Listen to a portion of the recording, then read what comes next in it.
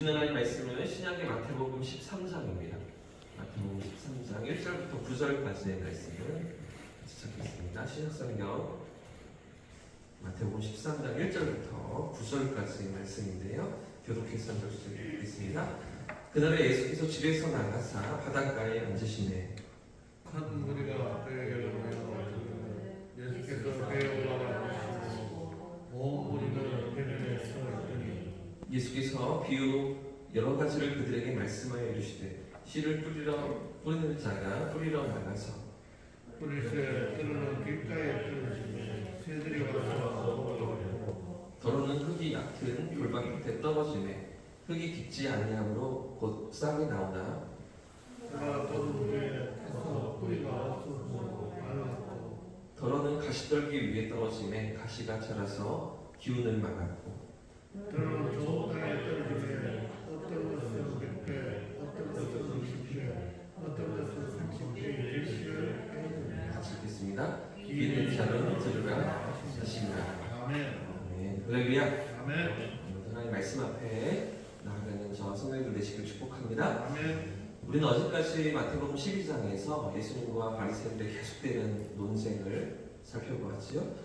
그 가운데서 예수님을 영접하지 않고 전혀 그분에 대해서 알아보려 하지 않고 믿으려 하지 않는 그런 사람들의 여러 가지 반응들을 계속해서 마태는 우리에게 보여주었었는데요. 자, 그리고 이어지는 13장 오늘 본문에서는 그럼에도 불구하고 죄 가운데 방황하는 인생들을 위해서 이 땅에 오신 예수님, 우리 구주께서 이루시는 하나님의 나라가 어떤 모습인가, 어떻게 당신의 나라를, 하나님의 나라를 세워가시는가를 비유로 가르쳐주고 계십니다. 제가 언제가 말씀드렸던 것 같은데요. 마태복음의 독자가 누구라고, 어떤 대상이라고 말씀드렸죠? 유대인들이라고 말씀드렸죠. 그래서 마태복음 곳곳에 구약의 예언들을 배치해 놓으면서 그 유대인들이 구약을 배경으로 살아가고 구약을 잘 알고 있었던 유대인들이 예수님을 메시아로 확인할 수 있도록 하는 마태의 그런 기록이었다. 그래서 언약의 성취로 오신 예수님에 대해서 강조하는 복음서가 마태복음이다라고 말씀드렸었는데요. 뿐만 아니라 구약을 잘 알고요, 구약을 믿고 구약의 배경 속에 살아가던 유대인들이었기 때문에 구약의 여러 상징과 형식들을 차용해서 또 마태복음을 기록하고 있다는 것도 말씀드렸었습니다. 그 중에 하나가 모세오경인데요. 당시 유대인들은 이 모세오경을 토라라고 부르면서 구약의 다른 성경들보다 가장 중요하게 여기고 신성시 여기는 그런 유대인들이었습니다. 지금도 마찬가지입니다. 지금도 유대인들은 모세오경을 더 중요한 성경이라고 받아들이고 믿는 그런 사람들인데, 그렇기 때문에 여러분 마태복음에 기록된 예수님의 설교가 모두 몇 편 될까요? 5편입니다. 모세오경처럼 5편으로 기록되어져 있습니다. 그 첫 번째는 산상수훈이었죠. 마태복음 5장부터 7장까지가 첫 번째 설교였고요. 그런가 하면 마태복음 10장, 우리 살펴봤던 10장이 제자 파송 설교로 두 번째 설교입니다. 자, 그런가 하면 세 번째 설교가 오늘 천국비유입니다. 마태복음 13장에 담겨있는 세 번째 설교가 천국비유로 세 번째 설교이죠. 자, 그런가 하면 네 번째 설교가 18장부터 22장까지 제자도에 대한 예수님의 설교가 있습니다. 자, 그런가 하면 다섯 번째 마지막 설교는 23장부터 25장까지 종말의 때, 마지막 때에 대한 예수님의 설교가 마지막 다섯 번째 설교인데요. 자, 이런 큰 틀에서 5가지의 설교를 우리가 정리할 수 있는 또 하나의 단서가 있습니다. 무엇이냐면 이 5편의 설교가 끝날 때마다 똑같이 형식이 되어 있는 것이죠. 한 편 한 편 끝날 때마다 똑같은 형식으로 마무리되는 장면을 우리가 보게 됩니다. 자, 오늘 보면 13장 거의 마지막 부분에 보십시오. 53절 말씀 한번 보십시오. 13장 53절을 보시면 이렇게 되어 있죠. 예수께서 이 모든 비유를 어떻게 해요? 마치신 후에 이렇게 되어 있죠. 그러니까 13장에 여러 가지 비유가 등장하는데 그 비유들을 다 마치신 후에 라고 하면서 또 이 후에 마태의 기록들이 이어지고 있는 것입니다. 예수께서 이 모든 비유를 마치신 후에. 근데 이게 이 형식이 5편의 형식이 끝날 때만 똑같이 있는 거죠. 7장 28절 말씀을 보십시오. 산상순 설교가 끝나자마자 이제 5장부터 7장까지의 모든 산상순이 끝나서 7장 28절에서 보시면 예수께서 이 말씀을 마치신 후에 이렇게 되어 있는 거죠. 예수께서 이 말씀을 마치심에 무리가 그의 가르치심에 논란이 이렇게 되어 있는 거죠. 똑같은 형식입니다. 자, 마태복음 10장에 제자 파송 설교를 마치시고서 11장 1절입니다. 11장 1절에도 보시면 예수께서 12제자에게 명하시기를 마치시고 이렇게 되어 있는 거죠. 그래서 보이십니까? 똑같은 형식이 이어지고 있죠. 자, 그리고 세 번째가 방금 읽었던 13장 53절이고요. 자, 그리고 네 번째가 19장 1절입니다. 네 번째, 제자도 설교를 마치신 후에 이렇게 되어 있는 거죠. 예수께서 이 말씀을 마치시고 갈릴리를 떠나 요단강 건너 유대 지경에 이르시니, 여기가 똑같은 형식이죠. 네 번째 설교까지. 마지막으로 자 26절 1절에 보십시오. 26장 1절에 보시면 25장까지 종말의 때, 마지막 때에 대한 설교가 이어지고 나서 26장 1절에 예수께서 이 말씀을 다 마치시고 제자들에게 이르시되, 여러분 보이시죠?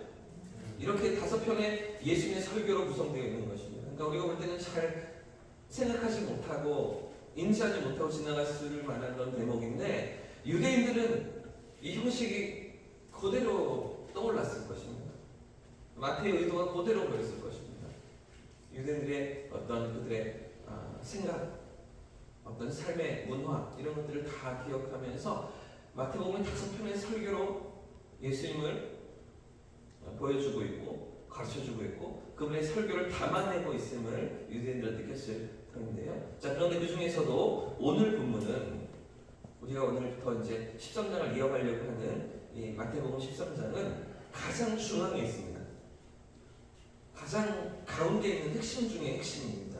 하나님 나라에 대해서, 천국 비유에 대해서 말씀하시는 예수님의 설교이죠. 그런데 지금 이 천국 비유를 모아놓았을 때에도 천국 비유를 예수님께서 3년 반의 공생의 동안에 여러 차례 말씀하셨을 텐데, 여러 가지의 천국 비유들 중에서도 마태가 되는 대로 모아놓지 않았겠죠? 어떤 의도를 가지고, 목적을 가지고 모아놓겠죠? 자, 방금 읽은 우리 씨 뿌리는 비유로부터 13장에 이어지는 천국 비유가 어떻게 모아져 있을까요? 몇 개의 비유가 모아져 있겠습니까? 모두 7개입니다. 완전수인 성경의 7이라는 숫자로 7개의 비유들을 모아놓은 것이죠. 씨 뿌리는 비유, 가라지 비유, 겨자씨 비유, 누룩 비유, 강추인 보화 비유, 그리고 진주 비유, 또 마지막 금율 비유까지, 금을 비유까지, 모두 몇 개? 7개로 되어 있는 그런 천국에 대한 비유들인 것입니다. 그 중에서도 첫 번째 씨 뿌리는 비유를 우리가 이제 오늘 내일 계속 살펴야 될 것 같은데요. 이 모든 7개의 비유를 해석하는데 관문처럼 역할을 하는 아주 중요한 자리에 씨 뿌리는 비유가 있습니다. 이 첫 번째 비유를 잘 해석하고 이해해야만 나머지 비유들도 헤매지 않고 우리가 풀 수가 있는데요. 그런데 여러분, 오늘 본문 13장은 조금 독특한 구조로 되어 있습니다. 우리 9절까지 말씀을 읽었지만 3절부터 9절까지는 씨 뿌리는 비유에 대한 예수님의 말씀이고요. 그에 대한 해석이 어디에 나타납니까? 바로 이어서 10절부터 이어지지 않습니다. 18절부터 23절까지의 말씀에 그에 대한 해석이 등장하고 있습니다. 그리고 그 사이에 있는 10절부터 17절까지의 말씀은 무엇입니까? 제자들이 예수님께 질문하죠. 예수님, 왜 비유로 말씀하십니까?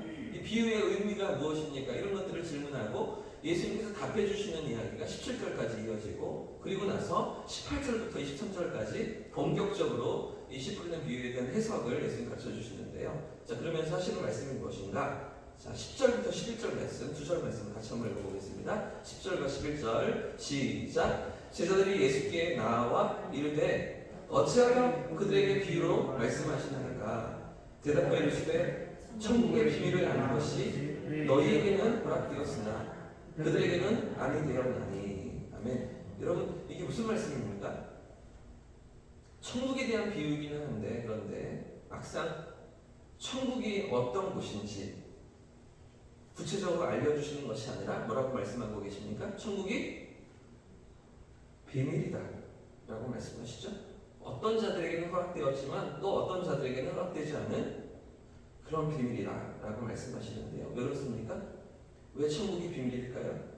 그 이유가 9절 말씀에 있습니다. 우리 읽었던 9절 말씀 보시면 귀 있는 자는 들으라 하시니라 이렇게 말씀하시죠. 여러분 이게 무슨 말씀입니까? 천국이 비밀인데 그런데 또 귀 있는 자는 들어야 한다. 이 말씀이 어떤 의미일까요?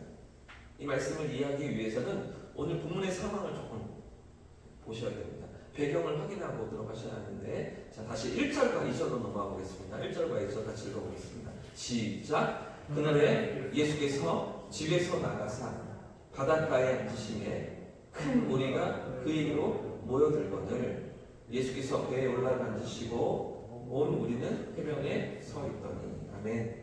그러니까 지금 큰 무리가 예수께 나와 말씀도 듣고 능력도 행하시는 것을 보고 그러고 싶어서 많은 사람들이 몰려들고 있는 상황이죠. 자 그런데 여러분 이런 무리 가운데 지금 누가 섞여 있습니까? 어떤 사람들이 섞여 있습니까? 바리새인들. 우리가 어제까지 살폈던 예수님 받아들이지 않고 영접하지 않으며 어떻게든 트집을 잡아서 넘어뜨리려고 하는 종교 지도자들이 그 무리 가운데 섞여 있는 것이죠. 호시탐탐 기회를 노리면서 예수님을 잡아 죽일 기회를 엿보고 있는 그런 사람들이 이 무리 가운데 섞여 있는 것입니다. 자 그러니 이런 자들에게는 천국이 깨달을 수도 없고 이해할 수도 없는 비밀이라는 것인데요. 여러분 이 비밀이라는 헬라어가 미스타리온이라는 단어가 쓰여지고 있습니다. 미스타리온. 자 근데 이런 단어는 영어로 시크릿이 아닙니다. 감추어진 것, 숨겨진 것, 시크릿 이런 뜻이 아닙니다. 오히려 미스테리로 번역되는 단어인 것이죠. 발음도 비슷하지 않습니까? 미스테리온과 미스테리. 그렇죠? 그러니까 무슨 말입니까? 신비라는 거죠. 천국은 신비이다 라는 예수님이 가르치시는데요. 마음이 열려있고 준비된 사람들에게는 너무나 쉽게 깨달아지고 이해되는 그런 천국이지만 그러나 의심의 눈초리로 쳐다보면서 비판의 잣대만 들이대는 이들에게는 어떻습니까? 이해할 수가 없는 노릇이죠. 전혀 깨달을 수가 없는 미스테리, 신비라는 것이. 여러분 매지가이라고 아십니까? 매지가이. 저 어렸을 때 많이 봤던 것 같은데 책받침에 이렇게 어떤 점점점점 이렇게 어떤 막 그림이 있는 것 같은데 그냥 보면 보이지가 않는 거잖아요.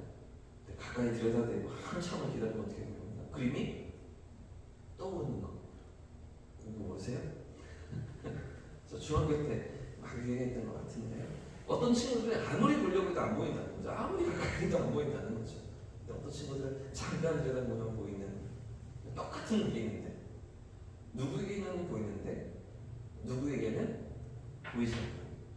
자 그런 신비가 오늘 천국이라고 예수님께서 말씀하고 계시는 것인데 사랑하는 여러분 지금 예수님께서 하시는 말씀이 무엇일까요? 왜 천국을 비유로 말씀하고 계십니까? 하나님 나라는 겸손한 자들에게 허락되었기 때문입니다. 할렐루야. 하나님 나라를 소망하며 겸손히 기다리는 자들에게는 허락되었습니다. 교만한 마음으로 밀어내고 거절하는 자들에게는 전혀 열려지지 않는 그런 천국, 그런 하나님의 나라이기 때문입니다. 세상은 오늘도 자기가 세상의 중심에 앉아 살아가려고 하죠. 자기 잘난 맛에 살아가는 사람들입니다. 자기의 높아진 마음으로 교만한 눈으로 모든 것을 자기 마음대로 할 수 있을 것처럼 생각하며 세상은 살아가지 않습니다. 그러나 여러분 하나님 나라는 신비인 줄 믿습니다. 겸손한 자들에게 마음이 가난한 자들에게 주시는 그렇죠?